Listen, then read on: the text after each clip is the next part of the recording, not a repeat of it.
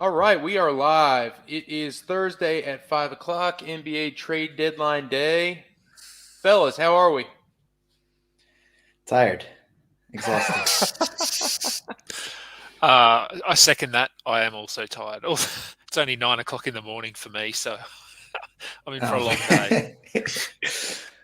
All I'm right, envious. guys, I am joined by Adam King of Fantasy Basketball International, the Australian Wonder, and my colleague here at Roto World, Noah Rubin, finalist this year for the Fantasy Sports Writer of the Year Player Notes writer. So that's quite a big accomplishment. Shout out to you, Noah. Thanks, Um, man. yeah, man. Guys, how are we feeling about the trade deadline today? We saw a ton of moves. We had some big ones last night. We had some fairly impactful moves today. Big flurry there at the end. What's your biggest takeaway, Noah? I think we had obviously a couple big moves yesterday. Really, the moves today weren't as big. I thought it was interesting about some of the guys that weren't traded. It looks like we're going to have another summer and possibly another trade deadline next season where we're looking at John Collins mock trades and OG Anunoby mock trades. I had to wear my shirt because I was excited he stuck around. But I thought it was interesting, some of the guys whose trade requests were granted, some guys who weren't. Frickin' Korkmaz is still in Philadelphia despite his trade demands, which I thought was kind of interesting. I hate that they phrased it as demands. They made it seem like he was putting his foot down and was saying, "I'm out of here," when he has no leverage. But they did him dirty with that. Yeah, I'm not sure. Yeah, I'm not sure he's in a position to demand a trade like a Kevin Durant. Yeah, look, much the same. Yesterday, we saw a couple of big ones go down late. They actually went down just as I finished work yesterday. So yeah, I was working, and so I missed pieces of it, and then turned my phone on and had all these notifications. So today was flurry. It was very busy, but I didn't think there were huge fantasy implications. There's a few, but no one that I think we have to drop everything and run and grab this guy. I don't think there was anything like that. Certainly a few guys that can be added, but no one that's sort of going to be a difference maker, I don't think.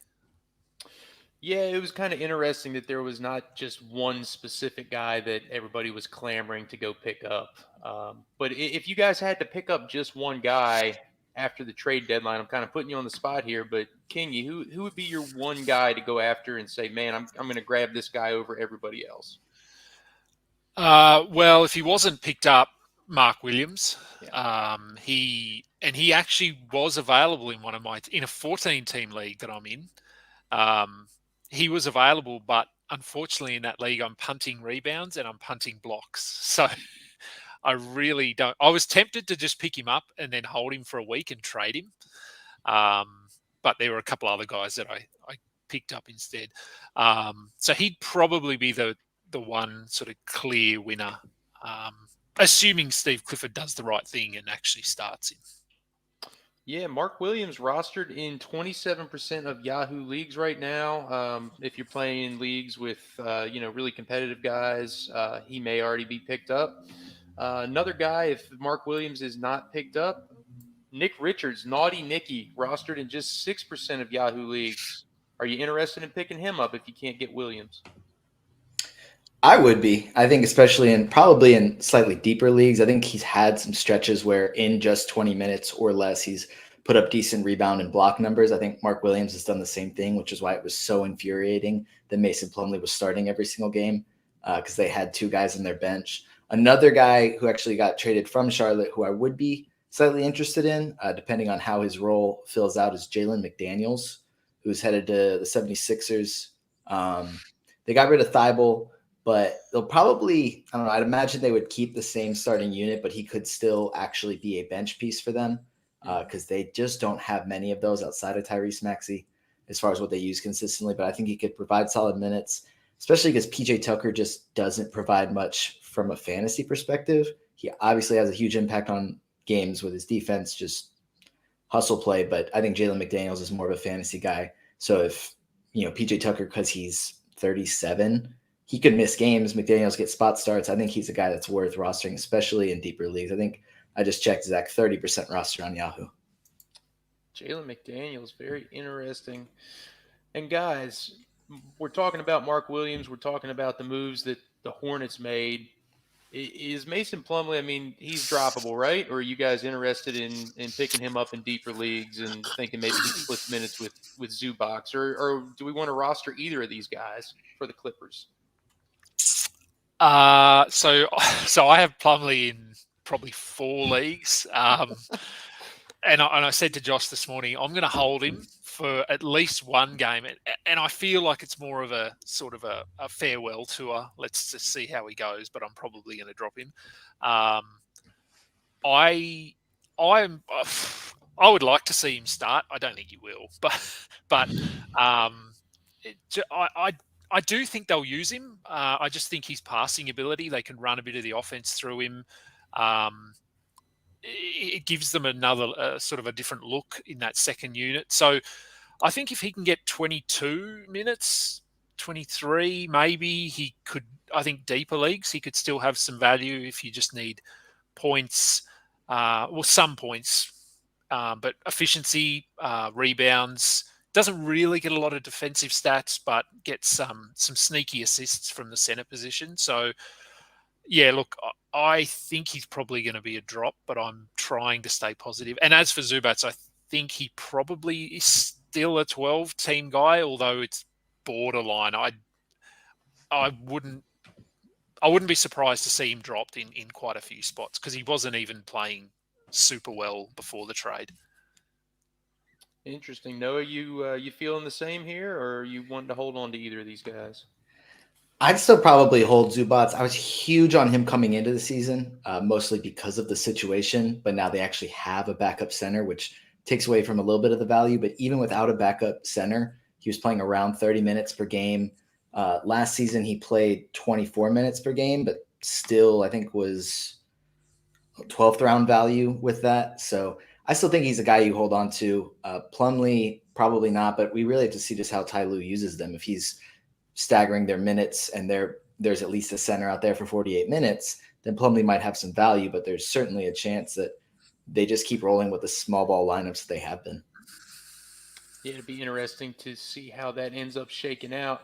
I see a bunch of questions coming in here in the chat. We're going to touch on just a couple of more of the bigger trades, and then we'll dive into all these questions. So, guys, last night I think something happened with one of the Brooklyn Nets players going to Phoenix or something, right? So something the TJ Warren trade? Yeah, TJ Warren, exactly. Are we picking – no, guys. So what are we doing here with Phoenix and what are we doing with Brooklyn, right? I mean, two of maybe the most confusing rosters in the NBA and for fantasy purposes. Let's start out with Brooklyn. Kingy, who are you looking to pick up, if anybody? And, what are your biggest takeaways here from this Brooklyn lineup? I said to Josh this morning, that's probably the one lineup I have no idea until we see them. I mean, we're going to see a bit of it tonight because they do play tonight, but they're not going to have Cam Johnson. Finney-Smith will play. Bridges won't play. Dinwiddie will play. So, yeah, they've just got so many wing guys. I'm not sure. I was sure that they would trade someone and sort of clear up that logjam a bit. I think Claxton starts, Bridges starts, Dinwiddie starts. I think we could probably agree that those three guys will start. And then I don't know. Cam Thomas, Ben Simmons, Finney-Smith, Cam Johnson, Royce O'Neal, Joe Harris, Seth Curry. You've got to squeeze all of those guys in. Cam Thomas, I think if you've added, everyone should have added him by now, surely. You just hold him and you just see what happens over the next week. Simmons, oh God, who knows with Simmons? So, yeah, look, I think in terms of adding guys, I don't think there's anyone I'd be adding, but I'd be holding Cam Thomas. I'd be holding Cam Johnson. Finney-Smith, maybe. I added him in a couple of spots about a week ago, and I'm just going to hold him. And I mean, tonight he'll play, but I'm just going to hold him and see what happens. Yeah, but it's a bit confusing. I don't know what you guys think. I think it gets me excited. Like, honestly, I think it's a situation that's a lot like Utah. This past season, it wasn't clear who was going to be a star. A lot of people thought they were going to tank. I think the Nets have too much talent on their roster to tank. I think they're still a playoff team, but they don't have a true superstar. So it allows a lot of different guys to kind of try it out. Like Mikal Bridges had a little tryout with the Suns with Devin Booker, Chris Paul sideline, where he was kind of the focal point of the offense. Surely they'll let Cam Thomas keep shooting until he doesn't score 40 at least. Maybe they'll give him a few games after that. Dinwiddie has ran an offense as the focal point. So it's a lot of guys that'll have, an opportunity to fill the role of a superstar without being a superstar. Could lead to some better numbers at good value. But like you said, there's not anybody to really pick up because they have 9 or 10 guys that were probably already rostered in most leagues. I think one thing that, not that this is a fantasy sort of perspective or anything, but I do like them more now. They're a more likable team. I like a lot of these guys. They're all role players. As you said, they don't have that elite superstar now, but they've still got a really good collection of solid NBA guys, and it does give someone like a Mikal Bridges the opportunity to step up and let's see what he can do with more of an offensive role. Yeah, absolutely. I think it's going to be very interesting to see exactly what they can do once everybody is healthy. We can go ahead and shift our attention out west then to Phoenix. Obviously, Kevin Durant got traded there for, as you mentioned, for Bridges, for Crowder, and Cam Johnson. But Kevin Durant is still injured, right? So Kevin Durant is not going to be back before the All-Star break. Phoenix does still have to put out a lineup, and so now it's down three of its top players, right? So, or 2 of its top players, I guess, and then Kevin Durant, obviously the new guy, is sidelined. Who do we like in Phoenix, guys, besides Booker, besides Chris Paul, besides DeAndre Ayton? Is there anybody that you guys like, or is this just whoever they throw out there is going to maybe have a good game here or there, but I don't want to roster them? I think Torrey Craig is probably my favorite name right now, with Kevin Durant still sidelined with they just traded Dario Saric for Baisley. Baisley's not in town yet, so Torrey Craig should start. Kogi should start. They'll probably have value until KD is back in the lineup, but then after that, I think that there's 4 guys that you roster in Phoenix, and then everybody else is on the waiver wire. Very interesting. How about you, Kingy? Anybody you want to stream in the meantime, or are we just kind of hands off? Oh, look, I think Craig is the guy. We've seen him put up back-end value when he's playing 30-plus minutes. TJ Warren is probably the other guy I'm just monitoring to see, because if they do give him 26, 28 minutes, he might be worth looking at. And he has played in Phoenix before. He's one of those guys that we said is returned to his original team. So he'd probably be the only one. But I don't think I'd be adding him, but just keep an eye on what their rotation looks like in the first game. And if he does, well, when he plays, he might not play the first game. But, if he's playing 26, 28 minutes, then and you need points, maybe he'd be worth a look. Yeah, they play the Hawks tonight, so somebody's going to have to go out there and play for them. So it's not going to be all the guys they got over the past 24 hours. So I think that's kind of where the value may lie for a game or 2 for Okogie or even Craig. Yeah, Kogie's a guy that I really like. And as you mentioned, they're playing tonight. Devin Booker is out tonight. So, yeah, somebody's got to get out there and do something. Damian Lee, Okogie, Torrey Craig, one of these boys tonight is going to help you out for fantasy. Let's go ahead and just run through one more trade, guys, and then we'll dive into these questions here. Jakob Poeltl, another guy, headed back home to Toronto, to the team that drafted him all those years ago. What do we make about this trade for Toronto? Let's flip it. Instead of looking at San Antonio, what do we think about this for Toronto? Noah, flip this one to you. Man, I want to wait and see at least one game, see who Nick Nurse is going to start. I'm assuming they don't make that trade unless they're planning on starting Poeltl at center. That moves Siakam to power forward. I think until OG Anunoby is back in the lineup, I think I saw he's still out.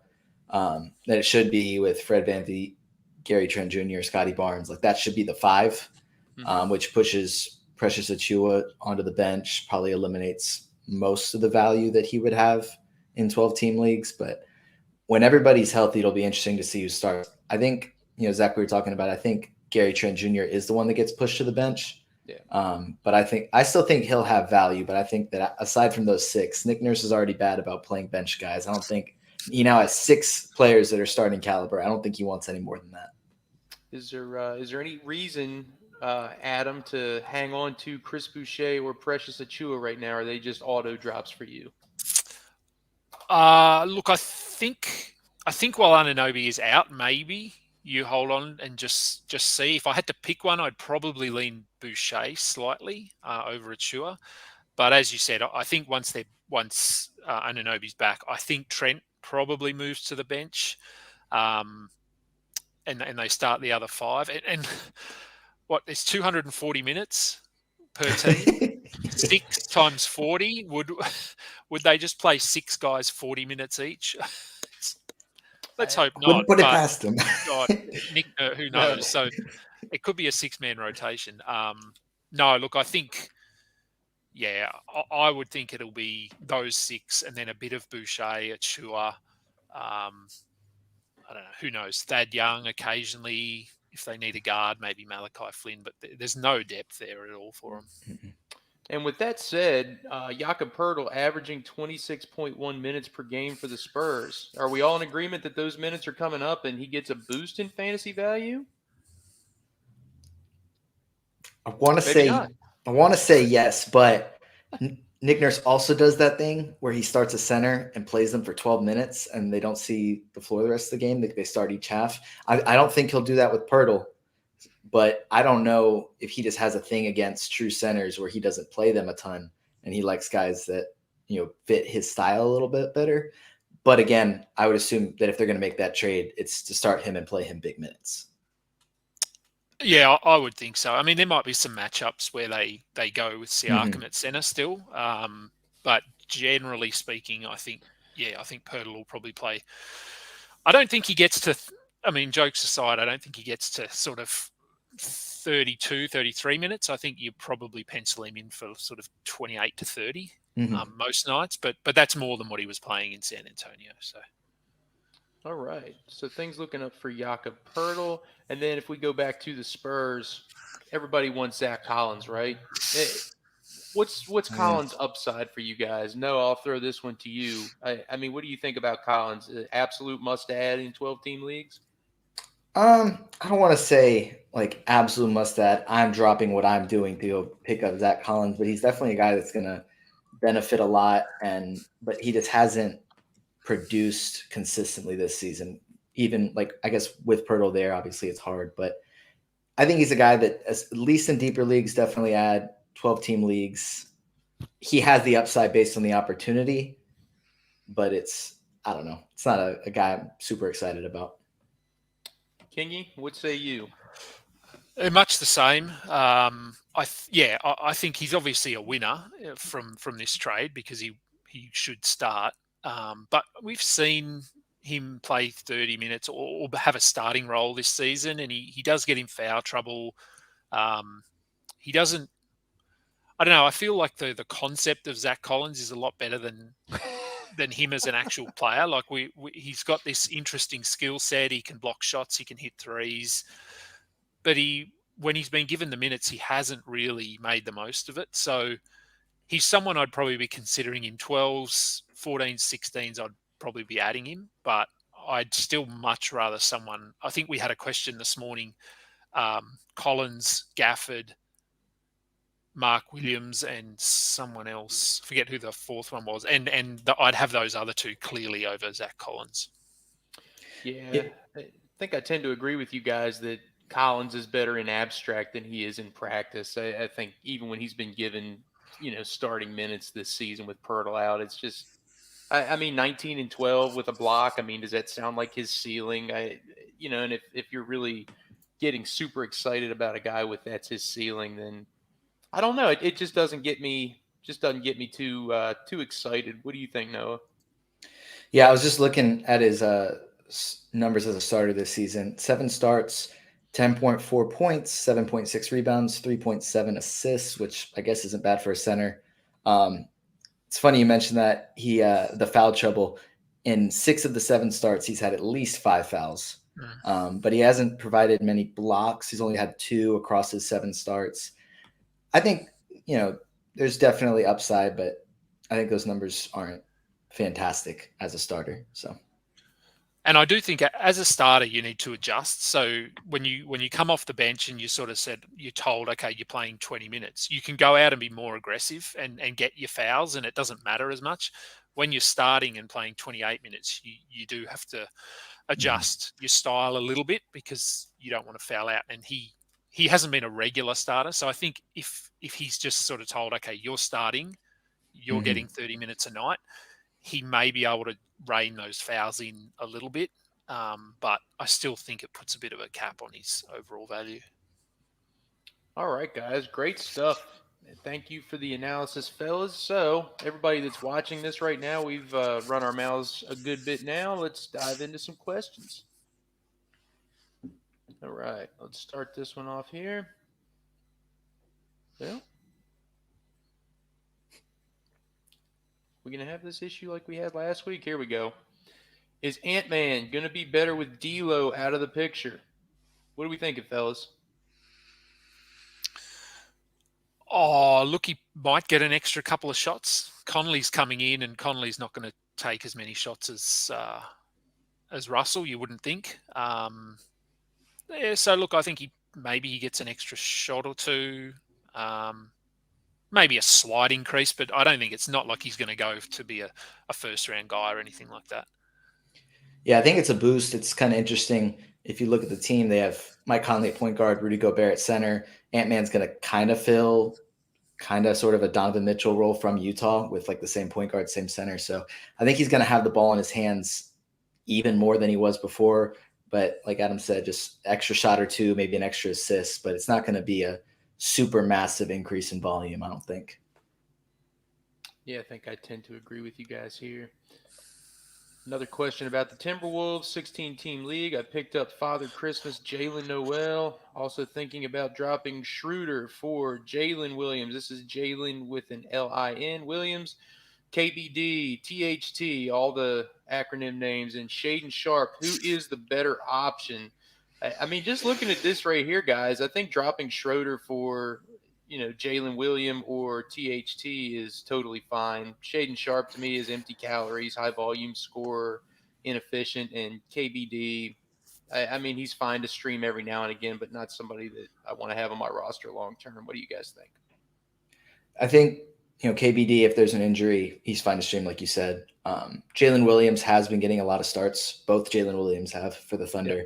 Shaden Sharp, I don't love the situation now because they just traded Hart, but they brought in Cam Reddish and Matisse Thybulle, so it's just more guys to compete for minutes with. So I agree. I'd probably lean Jalen Williams as my favorite of those guys. Yeah, look, I think definitely dropping Schroeder is the right move. Yeah, I think Horton Tucker, Jalen Williams. Williams, I mean, he was really good in the last game. They have got Robinson Earl coming back soonish, I think, which could complicate things. And we've seen the Thunder are pretty happy to roll with a different starting center every game. Every game. Every game. So every game. I think Horton Tucker's probably a little more certain in terms, I think his role will probably be sort of locked in low to mid-20s. Jalen Williams probably has a bit more upside based on what we've seen, but I'd have both of those guys over Schroeder, I think. All right. Moving on here. I have a trade question for you guys. Let's see what you think. Trade Zach Collins, the man of the hour, and Toby for Steven Adams. He should be back soon, and I need roster consolidation. I don't know. That feels like a lot to offer for Steven Adams to me. Roster consolidation or not, I would try to get a better package than Steven Adams if I'm giving up Collins and Toby. What say you guys? Oh, I can. No, I wouldn't do that. Unless you're desperate for rebounds. That's really all Adams brings to the table. Yeah. Efficiency, I suppose, but he's not a high volume scorer. Can get some defensive stats, but Tobias Harris has been pretty good this year, sort of top 50 or something, top 60. Yeah. And Zach Collins, I would say Zach Collins for Steven Adams. That would be a fair trade to me. Yeah. Yeah, sorry, I was looking up Tobias Harris' value this season just because I was making sure I wasn't off on it. But yeah, I'd say unless you have a punt build where you're punting free throws and really need rebounds, and that's kind of your only option, then but other than that, I think value-wise, it's not something I would do. I'd rather have Tobias Harris by himself. Absolutely. All right, Orange Couch. Don't make that trade. All right. Moving on here. Thoughts on EG back to LA, another guy that went back home. Anybody interested in having him here? A lot of shooting options, right? That the Clippers have. Even with Kennard out of the picture. I mean, any sense in rostering EG right now? I think with Norman Powell there as well, Eric Gordon probably isn't the starter, and he probably isn't the first man off the bench. He's not going to have, I think, because I was looking, he's averaged like 20 points per game the past couple weeks or so with Kevin Porter Jr. out. It is such a different team for the Clippers in comparison to the Rockets. He's not going to get anywhere near those numbers. I think this trade alone just makes him droppable. Yeah, I agree. I mean, I like the fact he's there. He's now finally on a team that's actually competing, so that's good for him. But yeah, like you said, there's Terrence Mann, Norm Powell, Eric Gordon, Bones Highland, Amir Coffey to a lesser degree, but they're all very comparable in terms of what they bring. So like if Gordon comes off the bench and he hits his first 4 threes, maybe he gets 28 minutes because they'll just roll with the hot guy. We know the Clippers will do that. But most nights, I think he's like a 22-minute player. And even in 30 minutes for the Rockets, he was fringe sort of 12-team guy. So, yeah, I don't think there's any situation barring injuries to about 4 guys that he should be added. All right, and this is the Clippers we're talking about, so injuries do abound. All right, moving on here. Jalen Williams, Mark Williams, Zach Collins, James Wiseman. Pick 2 rest of season. For me, it's Williams and Collins, and not particularly close. Any differing opinions here, fellas? Mark Williams, just clarifying. Yes, I'm sorry. Yes, Mark. No, you're good. Yes, Mark Williams. I figured, just double checking. Yes, I'm in the same boat. Yes. Same boat. Yep, same boat. Those 2. All right. Kingy, this is, I think, directed specifically at you because I know this is one of your favorite players of all time. What do you do with Ben Simmons after not being traded? Do you hold or fold for Mark Williams? So would you rather have Ben Simmons or Mark Williams? I don't think this one's is super clear cut, man. Where are you going here? It's not clear cut, but I think it does. I mean, it depends a little bit on what you need because Simmons will get you a lot of assists. And they're very hard to get off the waiver wire. He will get you more steals as well. Williams will get you blocks and rebounds. Probably more points, to be honest, than Ben Simmons. Yeah. Look, I think it's a little bit stat dependent. If you just had to pick one in terms of their overall value for the rest of the season, I think it might be Williams. Yeah, I was going to say the same thing. I think it's because that's what I'm like laughing is it's Ben Simmons or Mark Williams. If you go back a couple of years ago and just thought about that, it's just hysterical. Right. But it probably is, especially if he's guaranteed the starting center position. I guess that's the only question mark would be if Steve Clifford pulls a Steve Clifford and just crushes our hopes and dreams. But Ben Simmons is a known dream crusher, so he could definitely just not play or there's so many guys there now that it's hard to say. I think I would probably lean Mark Williams, but like you said, Adam, just like dependent on categories. So it's the fact that's a toss-up I think is hilarious. Guys, if you're digging the Mark Williams questions, then have I got the show for you because here we go with some more. And I think this is a good time for us to do a pulse check on Mark Williams here, right? Because we're getting the same questions. Who would you rather have? Who would you drop? Who would you add for Mark Williams? So I dropped Kelly O for Mark Williams. I think that's a smart move. I would have done the same. Should I have dropped Slow-Mo, Melton, J-Dub, Jordan Clarkson instead? No, I think dropping Kelly O. I think Kelly O is the worst of the bunch and the clear drop out of that one. Is there anybody else in that group that you guys would have, potentially dropped instead?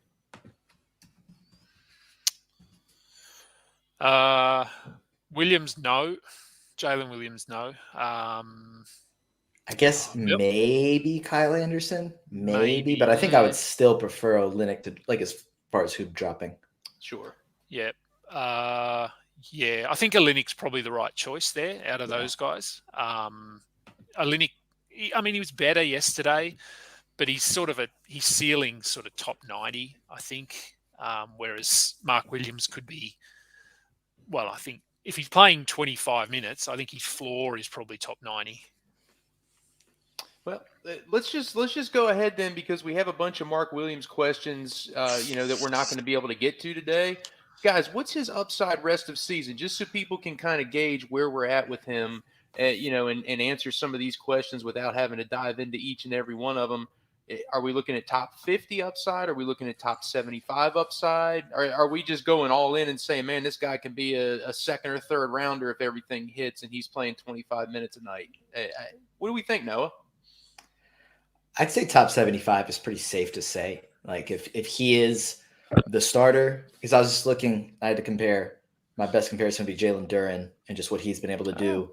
Okay. Past 2 months, top 60 value with averaging a double-double and a block on high shooting percentage. I think Mark Williams may be able to add more than a block per game. I don't know if he'll be quite the dominant rebounder, but I think top 75 is pretty realistic. Top 50 upside is possible, but I don't think it's something I would say, yeah, this is a top 50 guy. I think top 75 is pretty safe that I would feel confident saying. Yeah, I think I agree. I think top 50 is doable, but you wouldn't count on it, especially with Steve Clifford as the coach.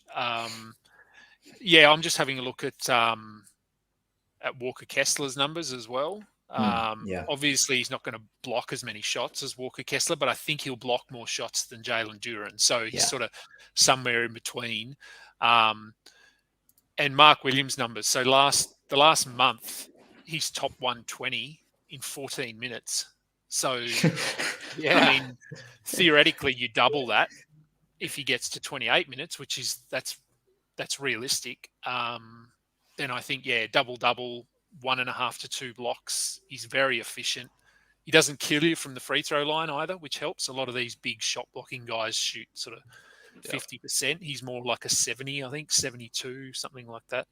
I think you'd probably consider him a top, like you said, top 75, top 80, but with top 50 upside. Yeah, I think it's interesting. I love the Duren comparison, especially just because both of those guys were kind of in that lottery discussion last year and who would be the first center taken, who's going to be the better prospect. But, they bring a lot of the same things to the table, right? So, if you guys had to pick, you're taking Duren over Mark Williams rest of season, right? Or maybe not. I would. Okay. Oh. Go ahead. I don't have a lot of confidence in either coach, but I have zero confidence in Dwayne Casey. And they got who did they sign? They got another center. Well, they just traded for Wiseman. Wiseman, that's right. Yeah. So I don't know how they're going to use Wiseman. Bagley will be back. Stewart's still there. You just don't know what Casey's going to do. So I think I'd probably lean Williams slightly over Duren. Could be controversial, maybe. I don't know. Yeah, I had the same thoughts. Was, Mark Williams, Nick Richards is still there, but I would think Mark Williams is the starter. But with Steve Clifford, who knows? Jalen Duren's been the starter and been excellent. No reason to bench him. They trade for Wiseman. They now have 2 of the worst number 2 overall picks ever on their team. They have an infatuation. I don't know why. How committed are they going to be to making sure that they're giving these guys a chance to see if maybe they were able to salvage something, or if they're going to roll with the center who's actually been really good? That's the question mark. Not talent. I think both guys, if they're given the opportunity, are going to be great. I think it's a toss-up. I think like Adam said, you're worried about what the coach is going to do. Yeah, and I just think like Right. obviously Wiseman didn't really get a look in Golden State because they're contending. They need to win games. Detroit are the opposite. They've got arguably the worst roster in the league, and so why wouldn't you roll Wiseman out there for 20 minutes just to see what you've got in him? Because he is still young, and he did miss a whole season. Was it all of last season, pretty much, or the whole season that he missed with injury? I think so. Yes. So he yeah, I mean, I think there's still scope for him to improve. I don't think he'll ever live up to, as you said, where he was drafted. But why wouldn't you? Like, you traded for him, right? Throw him out there for 20 minutes, 22 minutes, and just see what he can do. All right. Interesting. So it sounds like Mark Williams is the consensus choice here, and maybe James Wiseman kind of eats into Duren's minutes as the season wears on. All right. Moving along here, guys. We have about 10, 15 more minutes to go here. Let's go ahead and see. A lot of Mark Williams questions here. Here we go. I think this is an interesting one. Thoughts on Devontae Graham for the Spurs? Obviously, I've been, preaching Malachi Branham here recently. I really love Branham. But, I think Devontae Graham kind of throws a little bit of a wrench in there. We remember how good Devontae Graham was in his second season with the Hornets. Absolutely balled out that year. Ended up getting him on a couple of fantasy teams, which was quite nice. Josh Richardson went over to the Pelicans. So Richardson's gone, but, if Trey Jones misses time, Devontae Graham we have to assume he's going to be in the starting lineup 9 times out of 10, right?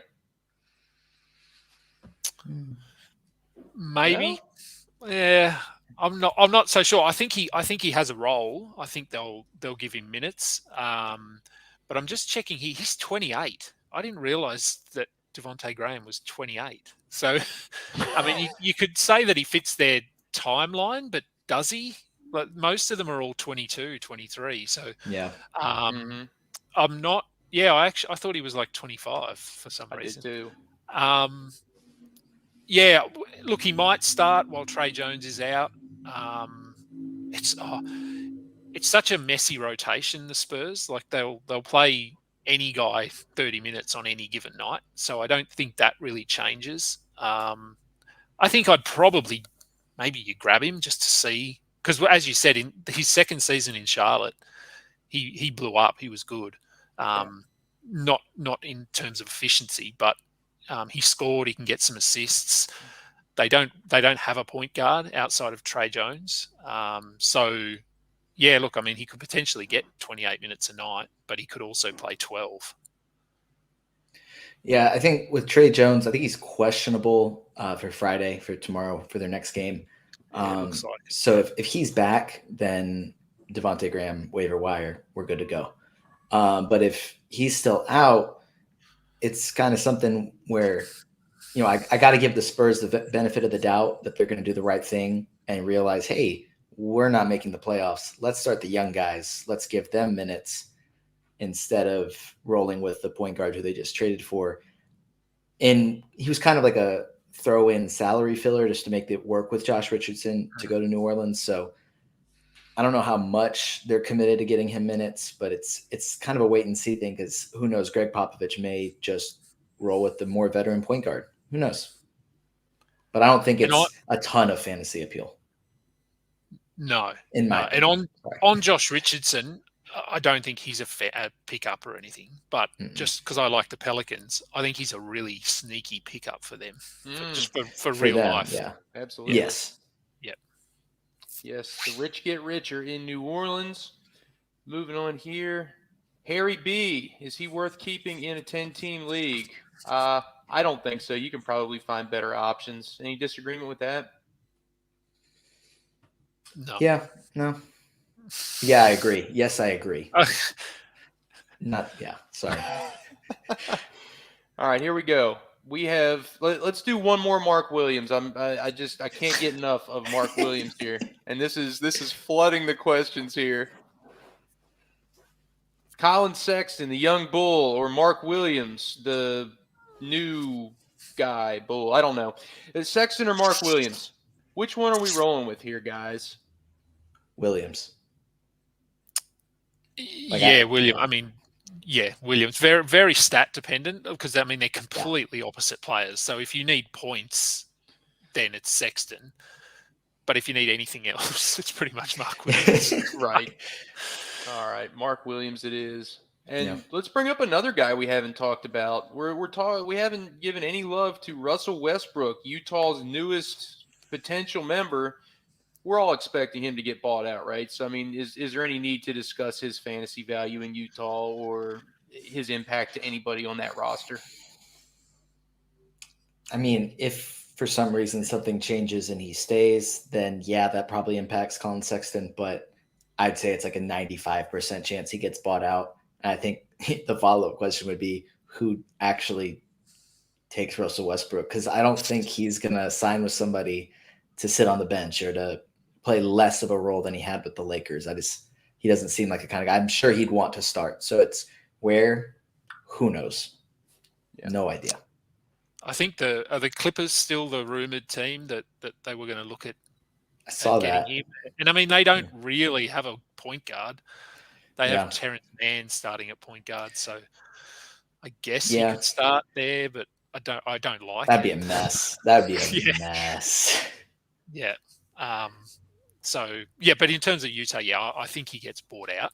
I don't think Clarkson's value really changes here at all. Keeping in line here, guys. Is it Sexton's season? I mean, we're not even just talking about picking him up, but I mean, is he getting his own damn season here? What do we think about that? Fine Sexton season, I suppose. I think he's going to get good minutes. Like I think he'll potentially start. He'll play 32 minutes, but I still think in 32 minutes he's probably top 120. He just doesn't do enough. He doesn't hit a lot of threes. He'll hit some threes, but he's not a guy that's going to come out and hit 6 threes or anything like that. He attacks the basket a bit, but he doesn't get a lot of assists. I would think top 120, top 100. So he's worth adding, but he's not going to be a top 50 guy or anything, I don't think. Yeah. All right. Yeah, I'm the same boat. He started 11 games this season, averaged 17.5 points, 4.9 assists, not doing anything defensively, 1.33. So it's points and then a couple of assists here and there, but not really great for a starting point guard. So he should get a chance, but it's not going to be anything special. All right, moving on here. Big Tommy B got traded to Denver. What value do you think he and Mo Bamba are going to have with their new teams? Noah? I think, Thomas Bryant, they're not going to cut into Jokic's minutes to give Thomas Bryant minutes. He may see around 15 minutes per game just when Jokic is off the floor and maybe a couple minutes with him every once in a while. But I don't think it's enough for him to be worth rostering in 12-team leagues. As for Bamba, he could. I think that the Lakers probably roll with the starting front court of LeBron, Vanderbilt, and AD. That would be my thought.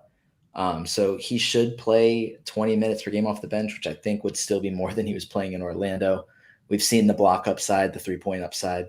I think that it's Bamba's trending up, Thomas Bryant trending way down.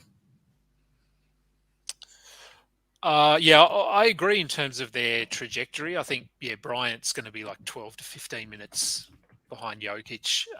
Bamba, I'm not sure. I think he'll get more of an opportunity, but it's, as you said, it could be AD Vanderbilt starting at the 4 and the 5, but I don't like that pairing in terms of floor spacing because neither of them are good 3-point shooters. So, but it is the Lakers, so. Would they look at starting LeBron at the 4 and start like a Beasley or something in there, and then maybe play Vanderbilt as the backup center? In which case, where does Bamba fit? Or I don't know. I think there's just a few question marks there because even LeBron is not. He can shoot threes, but I wouldn't call him an elite perimeter scorer. Mhm. So having those three on the floor together, it could clog up the paint quite a lot. So I don't know. We'll see. But I do agree that Bumba has an opportunity here to play 18 minutes a night. All right, guys. I think we can move on to. We're at the 45-minute mark. Are you guys good to just go for a couple more? Only if they're about Mark Williams. Well, my friend, I have got you covered. Let's give a little love to Orlando. Rank who won the most of Isaac, Bol and Bamba with Bamba's trade out of Orlando. I mean, do we think Bamba hasn't really been playing a whole lot prior to his trade? Do we think Isaac or Bol are going to get significant boosts here, or what are we thinking, guys? I don't see a massive change. I think Isaac's still at like 12 minutes a night, and I think his trajectory stays the same. Like I think he might get up to 17, 18 minutes by the end of the season, and that was the plan, and that's probably still the plan. Bol, I don't know. I mean, he started the season really well, but they've gone away from him in the last couple of weeks. Mo Wagner, maybe he gets a small bump because he's been playing really well the last month, so maybe he gets a few extra minutes. And yeah, Bumba, as you said, he was not even in the rotation, so that's why his trajectory is pointed up. How far up, we don't know, but I don't see massive shift in terms of the Magic rotation there. Yeah, I don't think Jonathan Isaac's minutes were dependent on who was around him whatsoever. It was the strictest minutes restriction we'll ever see, which is fair. Very fair.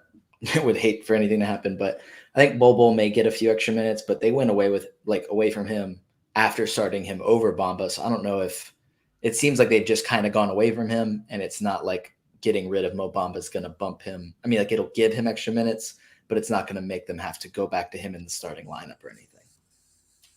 Yeah, I agree. I don't think either player gets a huge boost here. Let's go ahead and conclude, guys. This is an interesting one, and I had to go out and vet this. Mark Spears reporting that Detroit plans to start Wiseman. I see CJ Holmes from the San Francisco Chronicle tweeted out, that Mark Spears is saying Detroit's plan is to start James Wiseman. So we were asked about Sexton's season. Is this during drop season? I mean, is he a guy we're keeping? Is he a guy that we're now panicked over? What do we think? And what do we do with Wiseman, right? Is he worth an ad in 12-team leagues? This is why I said I have zero confidence in Dwayne Casey, because why the hell would you start Wiseman over the guy you drafted who has played well? Are they going to start them together? Yeah, I was going to say, are they starting both and taking Isaiah Stewart off the bench? Maybe. And look, Isaiah Stewart's not good. Let's be frank. He's not a good player. So maybe they do, but God, what does that look like? I'm surprised, but not surprised by that. In terms of what you do, well, look, I mean, if you want to go and grab Wiseman and just hold him and see what happens, maybe they do start them together and they both play 30 minutes. Yeah, it's going to be very interesting to see. I would love to get a little clarification on this to see who ends up being in that starting five. But again, this is why we pick Mark Williams over Duren, right? It seems like maybe the minutes are going to be a little bit more clear, a little less muddled down in Charlotte, if you can believe it. All right, guys, we are right about at 50 minutes. We have talked quite a bit about the trade deadline. Hopefully, we were able to get to all of your questions. But for those that we didn't, as I mentioned, always feel free to hit me up on Twitter. And I know Kingy and Noah are always very responsive there as well. Guys, thanks for joining me. Adam, you want to tell everybody where we can find you on Twitter and what you're working on right now? Twitter is just at Adam King 91. That's where I do most of my stuff, just because I don't have time to do anything else really. So it's just easier to do it on Twitter. I've said we are doing some things in the background at Fantasy Basketball International to relaunch the podcast and do some other things, but B-Dub, who does all of that techie stuff, who I'm waiting on, he's got a lot of other projects on the go as well as a new baby. So it's happening. It could be potentially during the All-Star break when we can sort of slow down for a week. That might be when we can get on top of some of that stuff. But yeah, generally Twitter is the best place. Yeah, make sure to go follow Adam and check out Fantasy Basketball International. And it sounds like you guys have some great stuff coming. Noah, what do you have in the works, man? What's going on? Column coming out hopefully tonight. Hopefully I can get to sleep at a reasonable time after writing a column that recaps the wild past 24 hours, maybe a couple trades even before that. So just kind of going team by team. Nice. Yeah, make sure to check out Noah's article that will be out late this evening or early tomorrow. I'm looking forward to giving that one a read. And where can we find you on Twitter, Noah? At Noah Rubin 22. Make sure to give this man a follow. All right, fellas, thanks so much for jumping on. And guys, everybody that tunes in for the stream, we will be back next Tuesday at our regular time of 4 o'clock with special guest Josh Lloyd. Hope everybody had a great day and great NBA trade deadline day. We'll talk to you later.